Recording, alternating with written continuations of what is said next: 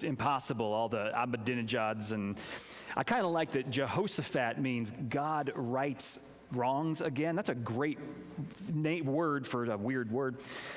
So how many of you all knew that Mary meant troublemaker? Yeah, a couple of you. It's like rebellious one is better, but since we did the call to worship for Nelson Mandela and his middle name means troublemaker, I just thought I'd combine it a little bit. It feels good to bring those together. Any of you who have kids or a dog or a boat or whatever it is you name, it's a great honor to name something, and just think back to when you named that person, that boat, that dog. Think back to what led you there. Maybe you chose it for a good reason. Maybe it was grandma's name, so you named your daughter that. Maybe it was that it meant something, or maybe it just sounds good with your last name, has a nice little ring to it. Names come from all over the place, but how many of you wish that, wouldn't it be great if you could go back now and give a name based on their personality that you see here and just change it to like Troublemaker, name your kid Troublemaker, or Addie the Angel, or Fintastic, that one's kind of a dad joke name, or like Smiley Sid. Smiley Sid would be a good name for him back there. Names can be so important. Names can be important for us, for others to know us. And not all, sometimes they're just a placeholder. That guy in there, Nashan, we know nothing about Nashan. His name means talks with snakes. Made me feel like I was in Harry Potter or something in that bit. But it's just a placeholder. But some of those names are really important. Especially when you see some moms in there. There were a lot of moms in that story. Totally remarkable in ancient times that a woman would be placed in the lineage of someone as important as Jesus. And their stories, all of those women, their stories are really important in the Old Testament and New. It's wonderful to see that, I think it's sneaky. I think Matthew did a really cool thing here by including Bathsheba, wife of Uriah. For those of you who know that story, just think of like what's going on in the background of adding that little note there. And if you know any of these names, especially these women, their family tree, Jesus' family tree, we sometimes think of Jesus as so just pure and clean. You think your family at Thanksgiving was a real pain. He's got a weirder family than you do. It's hard to believe some of you have weird families, but Jesus' family tree is more messy than anything that you can come up with. So I'm going to tell one little kid-friendly story about one of the members of Jesus' messy family. I'd tell it a little different if this wasn't the Family First Sunday, but kid-friendly. It's about Rahab. And if you know the story of Rahab, you know I can't really tell that story around kids. So we're going to do an example on me. I want you to imagine, just a thought experiment, just to make believe. What if I grew up, my name is Hansen, for anyone who's new around here. What if I grew up with the name Stinky Hansen? And everyone at school called me Stinky Hansen. My teachers called me Stinky Hansen, my Sunday school leaders, my coaches, my choir teacher, everybody, Stinky Hansen. Stinky Hansen, get out of the cookies. Stinky Hansen, you get an A on this paper. Stinky Hansen, we appreciate you here even if you're kind of a troublemaker. It'd be hard to take day in and day out. It would kind of get into my brain. It'd get into my sense of self if I was just always Stinky Hansen. Now imagine I'm holding on to that my whole life, and then someone came along and said, Hansen, it's not your fault that you're stinky. It's just every morning someone comes and sprays some skunk on you before you leave the house. That's not your fault. You're really more of a victim than a problem. So maybe victim Hansen? No. You've gotten through this really well. We're going to call you Survivor Hansen. In fact, no, you've done such a good job of being you. We're just going to call you Hansen. Now, in that scenario, do you think that might allow me to feel a little set free?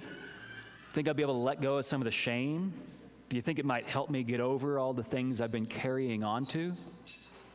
If someone came and said to you, it's not your fault, you did the best you could to overcome all the things that were thrust upon you. And we can't change the past. None of us can go back and change that past. You can't do it either, but we can let go of that stench from what's been put on top of us. And we can remind you of your essential goodness. We can try to make you feel as normal and as special for who you are, just you. No reference to all that other junk back there. That's what happened with Rahab. She is mentioned 4 other places in the Bible, 4 other times. And all 4 of those times, the author says, basically, stinky Rahab, immoral Rahab, it's your fault, Rahab, good job for being a worthless person, Rahab. Everywhere in the Bible, she has this little judgment attached to her, a little title, a little qualifier, except here, except in this part. Because when Jesus shows up, she's just Rahab, mother of Boaz. She's just, your translation said boastful woman. I think it might be better, a woman with pride.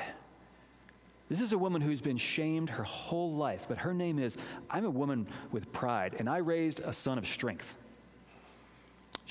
When Jesus shows up, she let God's light shine out much more than the shadows that had overcome her so much in her life. Now, for all of you here on this Sunday morning watching online, you've all had at some point some judgment attached to you, some qualifier that you did not like out there. It's some of you've internalized it and played that story over in your head for years. Some sense of self that just keeps getting, Harry Potter, just scratched into your soul. This is who you are. This is all you are. For everyone who carries that, it's not your fault, something that someone has put onto you. That stuff does not define you. When you meet with Creator Sets Free, you are the you, all the normal, all the special, not the broken. You were made by God to be you. And for any and every one of you who've carried those words that are on your heart for so long, this is the good news, is that when Jesus shows up in your life, those words disappear. Addict, mess up, loser, not enough, never amounts to anything. No. When Jesus shows up, you are Rich, you are Denny, you are Nancy, you are Sharon. You're a masterpiece. You are set free. You saw in that translation that Jesus was Creator Sets Free. It's a great translation. This one, if you didn't see the side note in your bulletin, it comes from the indigenous translation. A handful of tribes that are located in America got together and said, we want to use our collective wisdom to do a translation of the New Testament, sort of in their respectful way. It's a great translation. Jesus in the Hebrew, or Yeshua, it literally means God saves. And that word saves in there, it kind of sounds a little bit like the word for fall or plunge. So there's this poetic sense that the word Jesus means, I'm going to catch you right before you fall off the edge. I'm going to get you before it all falls apart. With a little bit of poetic license, Jesus means God heals. Saves, heals. Kind of you can see the similarity in there. But in this context, Creator sets free. Set free from all those relentless things that have attacked you for your lifetime. What a beautiful idea. The Creator of the whole world has decided to care about you with their whole heart. What a beautiful thought that whatever you've gone through, there is a spirit alive that wants nothing more than your freedom. Freedom from your pain and fear, freedom from your grief and anxiety, freedom from the harm and the harm that you've internalized. Here is a record of Creator Sets Free. It's a messy record because we are messy people. And some of you are going through messy things right now. Some of you have gone through messy things and can advise others. And as alone as you might feel, that is the God that draws you closer. Creator Sets Free. So for all of you who relate to Jacob, the heel grab and jerk, for all of you who relate to the victim, like Bathsheba, for all of you who are survivors like Tamar, for heroes like Father of Many Nations, for totally forgotten people like God makes wrongs right again. And for you, for Alex and for Rachel and for Hanu, Creator sets free. May you hold it tightly. Amen.